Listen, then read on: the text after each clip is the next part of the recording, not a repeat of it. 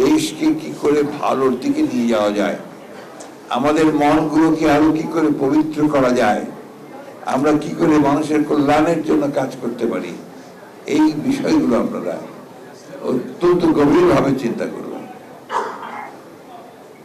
আজকে একটা পরিবর্তন মানুষ চায়, যে পরিবর্তনের জন্য মানুষ কিন্তু উন্মুখ হয়ে আছে, আর এই পরিবর্তন তো বিএনপির কাছে চায়। সুতরাং বিএনপিকে এই পরিবর্তনটা দিতে হলে সেইভাবে কিন্তু তাদের নেতা কর্মী সবাইকে জনগণের সামনে নিয়ে আসতে হবে, এই কথাটা মনে রাখতে হবে। আসুন আমরা সেই লক্ষ্যে আমরা সামনের দিকে এগিয়ে যাই। আমি বারবার বলেছি আর কি, আমরা সবাই জানেন যে আমরা এই গণতন্ত্রের উত্তরণের জন্য আমরা 15 বছর ধরে লড়াই করেছি। এই গণতন্ত্রের উত্তরণের জন্য আমাদের নেত্রী দেশনেত্রী বেগম খালেদা জিয়া, তিনি 6 বছর কারাগারে ছিলেন এবং কি কষ্ট তিনি পেয়েছেন এটা আমরা সবাই জানি, তাই না? আমাদের নেতা তারেক রহমান সাহেব, তিনি 15 বছর 16 বছর ধরে নির্বাসিত বিদেশে অবস্থান করেছেন। আমাদের অসংখ্য নেতা গুম হয়ে গেছে, গুম। ওই পরিবারগুলোর কথা আপনারা সবাই অনেকেই জানেন, তারা মাঝে মাঝে সামনে আসে, আপনাদের সামনে কথা বলে। তাদের বাচ্চারা যখন তাদের চোখের পানি পড়ে তখন আমরাও চোখের পানি রাখতে পারি না। আজকে ওই যে আমাদের ত্যাগ শিকার, এই ত্যাগকে আমাদেরকে অবশ্যই মূল্যায়ন করতে হবে। যে একটা কবিতা আছে না, বীরের এই রক্তস্রোত, মায়ের এই অশ্রুধারা, এর যত মূল্য তাকে ধরার তুলায় হবে হারা। কবিবর সেই কবিতা বলছেন। আসলে কবিতা এটা, এগুলো আমাদেরকে খুবই তাড়িত করে, তাড়িয়ে নিয়ে বেড়ায়। আমি বলছিলাম যে আসলে এখন মাঝে মাঝে মনে হয় যে সারাটা জীবন কি আমাদের ব্যর্থ হয়ে যাচ্ছে।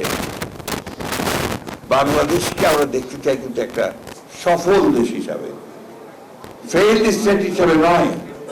আর এই প্রেসিডেন্ট জিয়া রহমান সাহেবের উনি যদি না থাকতেন তাহলে কিন্তু বাংলাদেশ ফেইল্ড স্টেট হয়ে যেত। গণতন্ত্রকে আজকে আমরা সেই জায়গায় নিয়ে যেতে চাই যে জায়গায় গণতন্ত্র সত্যিকার অর্থেই জনগণের কল্যাণের জন্য কাজ করতে পারে। মুষ্টিকতক লোক, গুটিকতক লোকের উন্নয়ন কোনো উন্নয়ন নয়। সমগ্র মানুষের, কৃষক, শ্রমিক, মেহনতি মানুষের উন্নয়ন যখন হবে তখনই আপনার সেই উন্নয়নটা, সংগ্রামটা সফল হবে।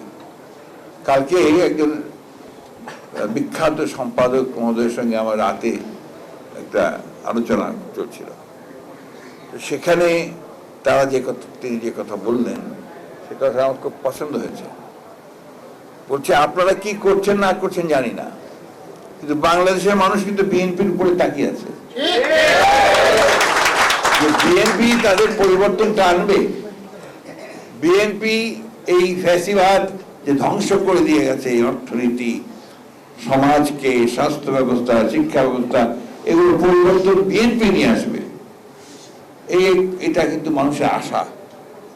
ওই জায়গাটাকে আপনারা নষ্ট করবেন না, ওই জায়গাটা ধরে নেবেন এবং সেইটাকে যেন ফলপ্রসূ হয়, আমরা যেন সেইখানে পৌঁছতে পারি, তার জন্য আমাদেরকে কাজ করতে হবে।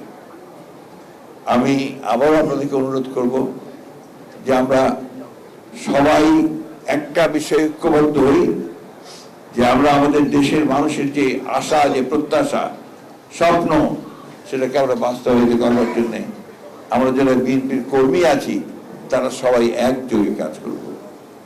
এটা সবাই একটু মাথায় মনে রাখতে হবে। আর একটা কথা মনে রাখবেন, একটা ষড়যন্ত্র চলছে। সেই ষড়যন্ত্র হচ্ছে যে এই মধ্যপন্থা রাজনীতি, উদারপন্থী রাজনীতি, উদারপন্থী গণতন্ত্র, তাকে সরিয়ে দিয়ে একটা উগ্রবাদের রাজনীতিকে নিয়ে আসা বাংলাদেশে, এটাও বাংলাদেশের জন্য চরম ক্ষতিকর হবে। আমাদেরকে সেই জন্যই এই উদারপন্থী গণতন্ত্রকে প্রতিষ্ঠা করার জন্য ঐক্যবদ্ধ হয়ে কাজ করতে হবে।